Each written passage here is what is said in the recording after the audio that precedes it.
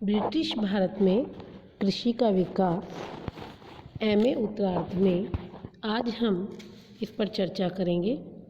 जैसा कि विगत कक्षाओं में भी हम स्थायी बंदोबस्त, महलवाड़ी, रैयतवाड़ी व्यवस्था की चर्चा कर चुके हैं। 19वीं शताब्दी के समाप्ति काल में भारत के लिए कृषि सिरदर्द का कारण बन गई, क्योंकि 80% लोग आजीविका पर इस पर निर्भर रहने लगे। ब्रिटिश सर्वोच्चता के प्रारंभिक प्रभाव के अंतर्गत ग्रामीणीकरण ने भारतीयों की कृषि पर परंपरागत निर्भरता को और अधिक बढ़ा दिया। फलतः आर.सी. दत्त के शब्दों में यह स्थिति हो गई कि खेती बाड़ी के फलने फूलने का अर्थ भारतीयों की खुशहाली और फसलों के बिगड़ जाने का अर्थ देश की अकाल की स्थिति। इसके अतिरिक्त भारतीय कृषि अत्यंत पिछड़ी हुई थी। यहाँ के खेतिहर बहुत गरीब थे। 1876 से 78 में भयंकर अकाल तथा 96 से 1901 तक देश को जो जकड़ में लेने वाले भीषण अकाल थे, उन्होंने स्थितियों को और अधिक गंभीर बना दिया। इसीलिए बंगाल में 1873 में, पबना में 75 पबना आंदोलन हुआ। 1875 में दक्षिण के खेतिहरी दंगों ने और बम्बई में 1878 से 79 के फड़के आंदोलन तथा 1894 में कृषि दंगों में ये भयानक स्थिति और कृषक असंतोष देखने को मिला। खेतिहरियों की जो दरिद्रता है, उसके 5 कारण प्रमुख थे: भू राजस्व अथवा कृषक और राज्य, कृषक और भूमिपति, कृषक और साहूकार, पूंजीवादी और खेतीबाड़ी, और कृषक और उद्योग। हम सबसे पहले भू राजस्व अथवा कृषक और राज्य पर चर्चा करेंगे। अनेक ऐतिहासिक तत्वों के परिणाम स्वरूप 19वीं शताब्दी के मध्य तक भारत में भूमि की पट्टेदारी और भू राजस्व प्रणालियों का एक मिला जुला रूप विकसित हुआ। यहाँ इन पद्धतियों की समीक्षा करना तो संभव नहीं, लेकिन ये कहना पड़ेगा कि चाहे बंगाल में स्थायी बंदोबस्त हो या मद्रास में रैयतवाड़ी और महलवाड़ी व्यवस्था, इन सभी ने किसानों को कोई बहुत अधिक लाभ नहीं पहुंचाया। उत्तर भारत में जमींदारों अथवा ग्राम समुदाय ने धरती पर कब्जा कर रखा था और वे भूमि कर चुकाते थे। यह कर समय समय पर राजस्व के नए समझौतों के अनुसार बदलता गया। बम्बई और मद्रास में प्रचलित रैयतवाड़ी पद्धति के अंतर्गत धरती पर किसान मालिकों का ही कब्जा था, जो सीधे राज्य को कर चुकाते थे। प्रत्येक पृथक जोत पर पृथक तौर पर राजस्व वसूला जाता था और प्रत्येक नए समझौते में इसे नियमित किया जाता था।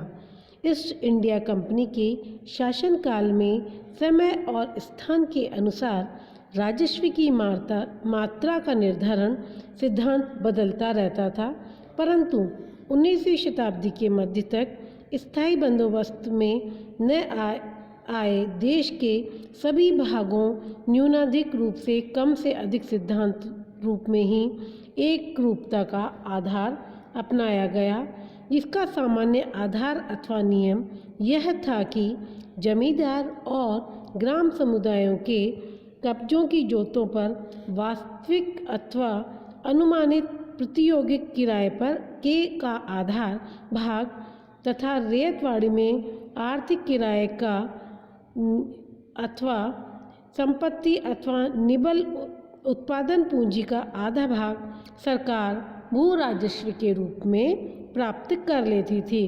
कुल मिलाकर के किसी भी भू राजस्व व्यवस्था में कृषकों की स्थिति में कोई खास अधिक परिवर्तन नहीं हुआ और भारत का शोषण होता रहा। इस अवधि में भू राजस्व सरकारी आय का सर्वाधिक महत्वपूर्ण साधन था। 1881-82 में सरकार की कुल निबल राजस्व 46.86 करोड़ में से भू राजस्व की वसूली 19.67 करोड़ थी। 1901-02 में सरकार की कुल वसूली 60.79 करोड़ में भू राजस्व का योगदान 23.99 करोड़ था। अर्थात यह जो किसानों से जो भू राजस्व की वृद्धि की जा रही थी वह लगातार बढ़ती रही और उसके परिणाम स्वरूप किसानों की स्थिति कमज़ोर होती चली गई। राष्ट्रवादी नेताओं ने भारतीय कृषि संबंधी समस्त समस्याओं में कर निर्धारण पद्धति अथवा भू राजस्व की मात्रा को सर्वाधिक महत्व दिया। उन्होंने भारत सरकार की भू राजस्व नीति को किसानों के दुर्भाग्य और दरिद्रता का तथा कृषि के पिछड़ेपन का मुख्य कारण घोषित किया।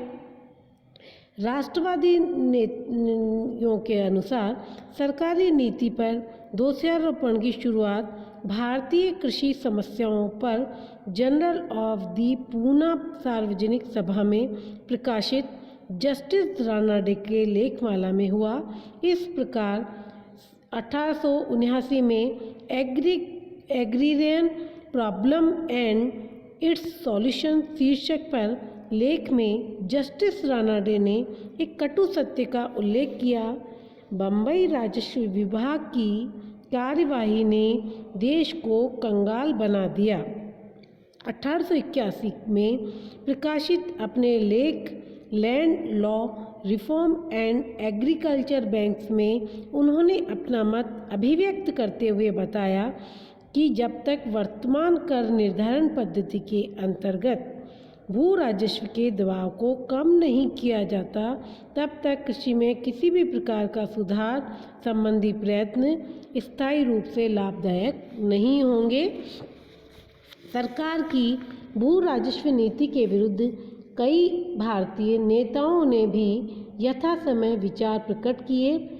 1891 में नागपुर में हुए अधिवेशन में भारतीय राष्ट्रीय कांग्रेस ने इस प्रसंग की चर्चा करते हुए निर्णायक स्वर में घोषणा की भू राजस्व प्रशासन की अविवेकपूर्ण पद्धति देश में दरिद्रता और भूखमरी की व्यापकता के कई कारणों में से एक है। इस प्रकार सुधार के चलते देश की 90% जनसंख्या की आजीविका का साधन कृषि सुधार न केवल असंभव हो गया प्रत्युत उस कृषि का क्रमिक हास्य भी निश्चित हो गया।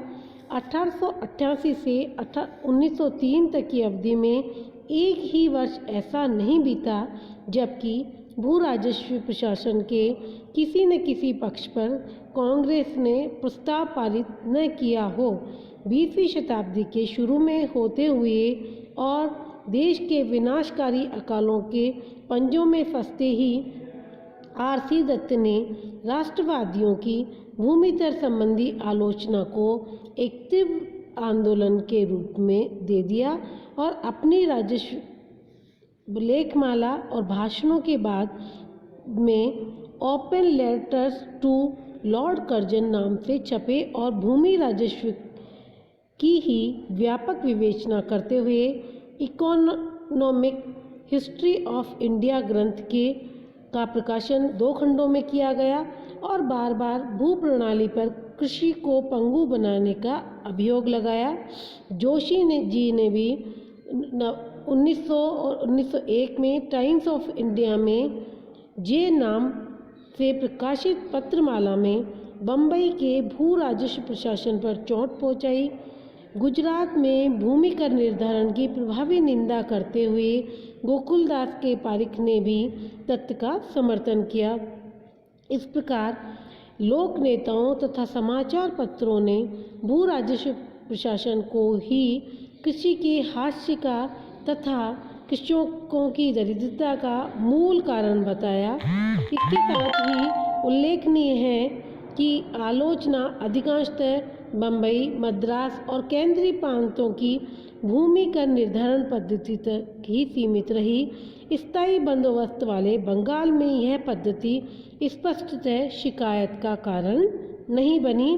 प्रमुखतः सहारनपुर कानूनों के लागू होने के कारण उत्तर पश्चिमी प्रांतों अवध, पंजाब में कर की मात्रा कुल मिलाकर संतोषप्रद समझी जाती रही। वस्तुतः भू राजस्व नीतियाँ इन विषयों में से एक थी जिस पर राष्ट्रीय नेताओं का सारा वर्ग और सारी विचारधाराएं सुदृढ़तापूर्वक सुसंगठित थी। भू राजस्व संबंधी सरकारी नीतियों की राष्ट्रवादियों द्वारा समीक्षा का व्यापक ज्ञान आर.सी. दत्त के लेखों में मिलता है। अतः इसमें कोई दो राय नहीं कि राष्ट्रवादियों के द्वारा न केवल भारत वरन विश्व के सम्मुख इन कृषक समस्याओं का एक चित्रण पेश किया गया और समाज के सम्मुख उनकी दरिद्रता, उनकी भूखमरी, उनकी जो लाचारी है उनको प्रकट कर इस धारा को भी समाज की मुख्य धारा से जोड़ने का प्रयास किया गया।